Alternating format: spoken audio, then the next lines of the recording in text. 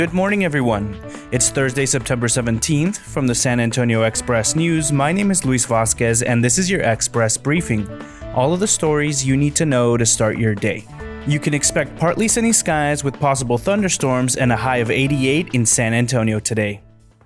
The poverty rate for residents living in San Antonio city limits fell to its lowest level in at least a decade, while Texas's statewide poverty rate plummeted to the most modest in more than 15 years, according to new census numbers. As we get closer to the 2020 general election, expect to see more political ads on TV. National Republicans are reserving $2.2 million in TV ads in San Antonio in the final weeks leading up to the November election. And now let's move on to the top stories for the day.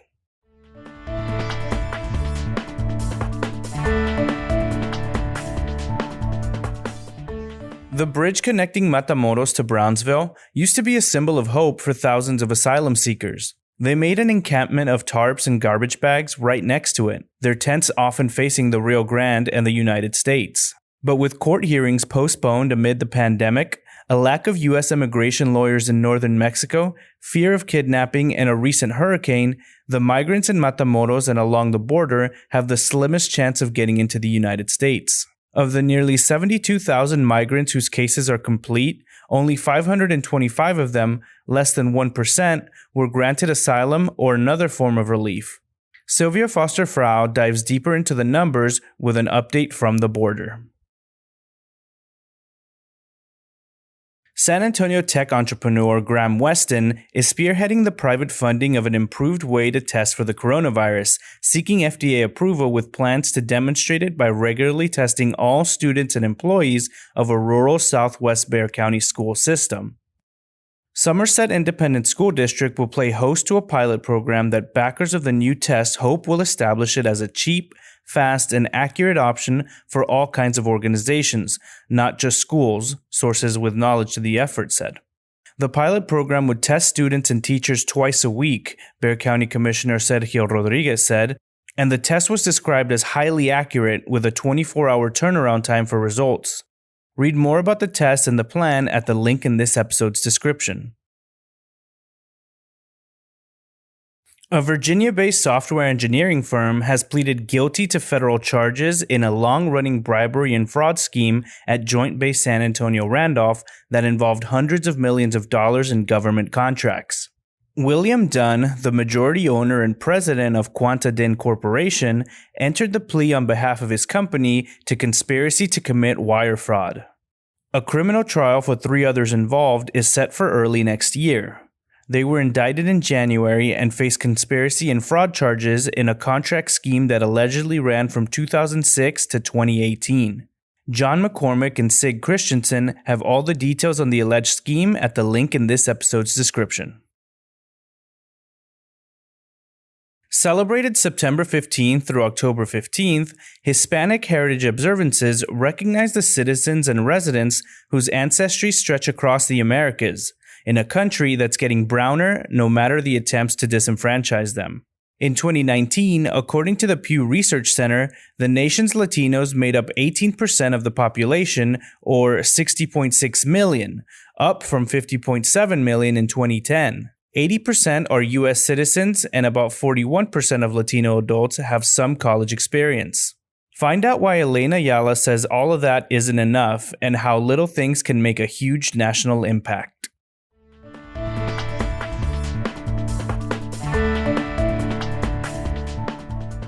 To keep our readers up to date on the path of COVID-19, the Express News has built a dashboard of interactive graphics showing the spread of the virus in the San Antonio area, in Texas as a whole, and across the United States. We've also created an interactive map of San Antonio for COVID-19 testing sites that don't require a doctor's referral. You can find a link to the dashboard and the interactive map in this episode's description. Next up are your need-to-know headlines. You can find all of these headlines and more inside your Express News subscription.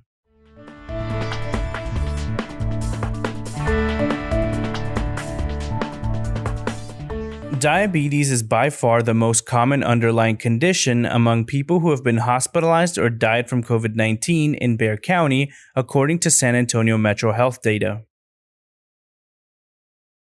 H-E-B is hosting a large drive-through flu shot event at the Freeman Coliseum from 8 a.m. to 4 p.m. Saturday, September 26, according to the grocery store's chain in a news release on Wednesday.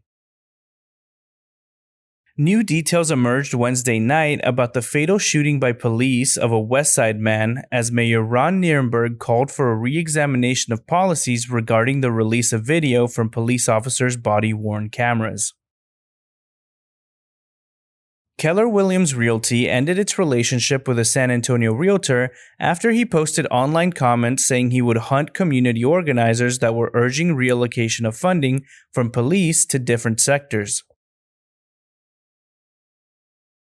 Joining with a Get Out the Vote movement that has taken root across the NBA, the AT&T Center will be used as a polling site during the upcoming general election cycle. Many of the thousands of jobless San Antonians seeking help under the city's $75 million job retraining program found themselves in telephone limbo over the last 2 weeks, and officials are scrambling to fix the glitches and offer other ways to apply for the program. Alamo Drafthouse Cinemas has fired back in a feud over it not paying rent to a San Antonio landlord during the pandemic. It wants a court to enter a judgment declaring that the business is not obligated to pay rent for March until such time as the court determines. UT Health San Antonio and University Health System officials announced plans Wednesday to build a 144-bed hospital, a key part of a joint effort to improve care for San Antonio area residents. The U.S. Equal Employment Opportunity Commission is accusing a healthcare provider of religious discrimination after the company allegedly rescinded the job offer for a nurse who asked to wear a scrub skirt in a San Antonio facility. The Bexar County District Attorney's Office has sought to recuse itself from a case involving a local activist arrested last week after allegedly leaving her children home alone. Elizabeth Zavala has all the details at the link in this episode's description.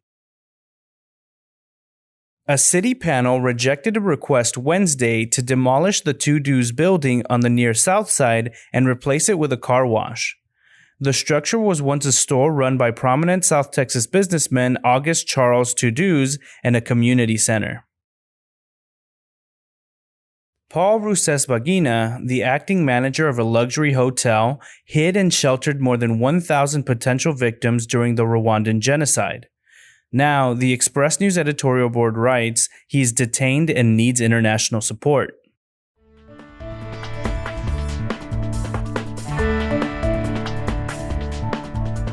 "62-year-old Raul Roy Chapa drove a bus 41 years for Via and never had a preventable accident.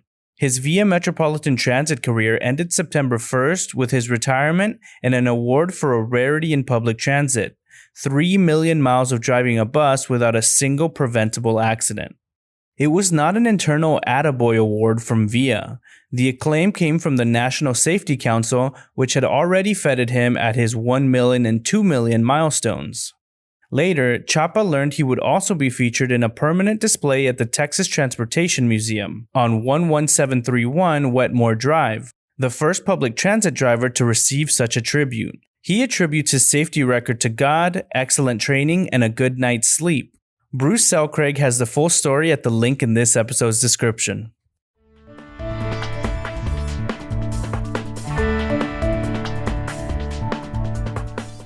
Home cooks in the 1950s knew a few things that still resonate today, especially considering the scarcity and uncertainty we're all facing with the coronavirus pandemic.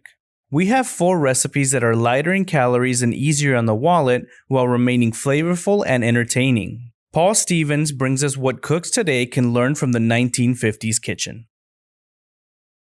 This week, Renee Guzman teaches you how to love the common house rat, or at least hate it a little less.